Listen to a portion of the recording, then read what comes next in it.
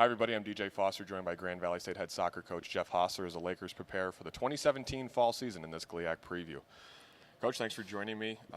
3 years for you at Grand Valley. Your first 3 years, you made it to the national championship all 3 of those years. Last year fell just a little bit short in the national championship game, but it's been a great 3 years for you. You have to replace a great senior class from last year, led by a couple of great players, Marty Corby, Claire Carlson, but also Jamie Martin, Gabby Giebord, Kenny Stauffer. So a really good class. How do you try and reload and prepare again with the loss of those seniors?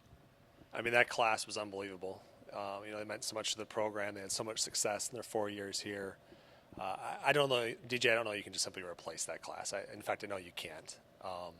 That was a truly special opportunity to work with those kids, for them to be here for 4 years, for them to do what they did. It's a unique challenge for us, for sure. We bring in a lot of freshmen, from a numbers perspective with all the kids we lost, just balancing our roster. But we've got a great group of seniors coming in.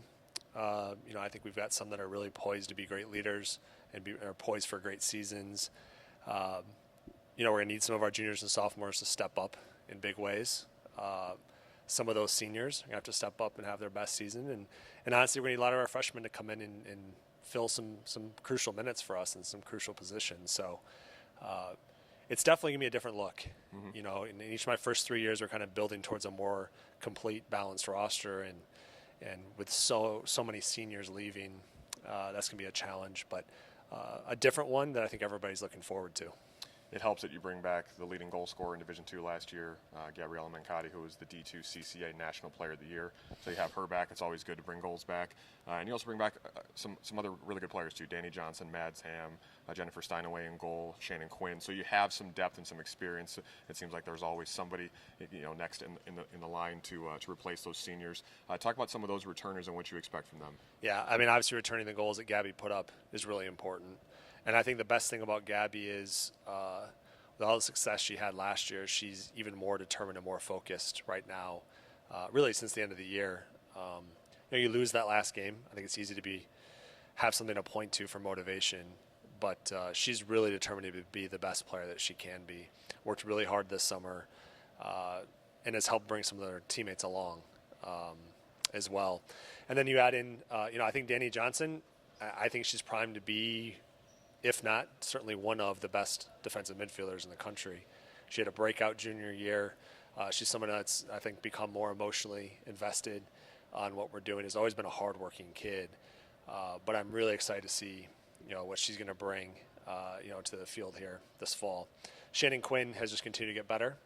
She's been a mainstay for us at center back now over the last 2 years.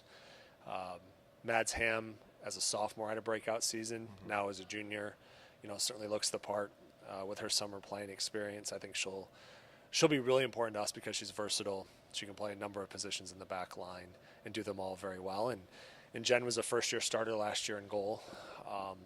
In fact, my first 3 years, we've had a first-year starter all 3 of those years. Right. Jen is certainly vying for that position along with some talented freshmen. So, it's a great core group that we have returning.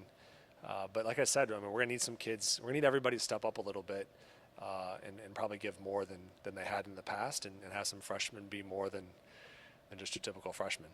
You scored 102 goals last year, so offense obviously was one of your key factors to dominating last season. You only gave up 9 goals, so defense was pretty good as well. Where do you see this team kind of falling in that mix? Where do you see their strengths? Those are gaudy numbers. Yeah. So to hold them to that expectation to repeat that performance, I don't think is very fair. But, a trademark has been our defensive ability, certainly our ability to put the ball in the back of the net. Starting in the back, that's probably where we're strongest in terms of our returning players from last year's team. We graduated close to 60 goals, so that's a lot of goals in a season to graduate. It's going to be tough. It's going to be tough to replicate those numbers, but you don't have to win a game 5-0 to win a game either in soccer. So maybe we don't have as many lopsided results as we had a year ago. We may have to grind out some tougher matches, some closer matches, but that's really the way that soccer is often played. Last thing for you, a new look GLIAC this year with some teams coming in, some teams leaving. and you also always play a very challenging non-conference schedule, especially at the beginning of the year. Talk about the new GLIAC and kind of your schedule looking into this year. Yeah, so I guess starting non-conference, we open with Columbus State, we've kind of developed this really big rivalry with them. Played them twice in the Final Four the last 2 years. This will be the first time we've played them in a non-NCAA tournament game. So looking forward to doing that, which would be obviously a very good test for us on day one. So we'll learn a lot about our team. We played Bellarmine that Sunday, who's been very good in the GLVC the last 3 seasons. Chris Tinius is a fantastic coach there. Then we come home and play Cedarville, who we haven't played, but very familiar with Jonathan Meade, the head coach, who was at Ohio Dominican, who I thought was one of the best coaches in the league for many years. So they'll be well prepared. They're kind of an upstart program in that conference. And then close out that first section of non-conference with Minnesota State, is one of the top teams in the super region for us. Florida Tech comes back on a Wednesday. It's eerily similar to last year. Sure. They'll be back and have a very good side. And then in conference play, Ashland looks the part. Ashland returns so many players. Danny does a great job with that group. They got a lot of experience across the field. I think they just graduated one senior. And then a lot of the conferences, kind of younger, like we are, kind of going through this youth movement, and the likes of Saginaw and Ferris and Michigan Tech and others. Northern will have a heavy senior group, too, that have a lot of experience. Davenport, Purdue Northwest join. Right. I'm going on about the GLIAC here, but I'm excited about this year, getting to add some new teams to the mix. Davenport, has had a very good run in NAI over the last 5 years. Chris Allen does a great job, great tactician.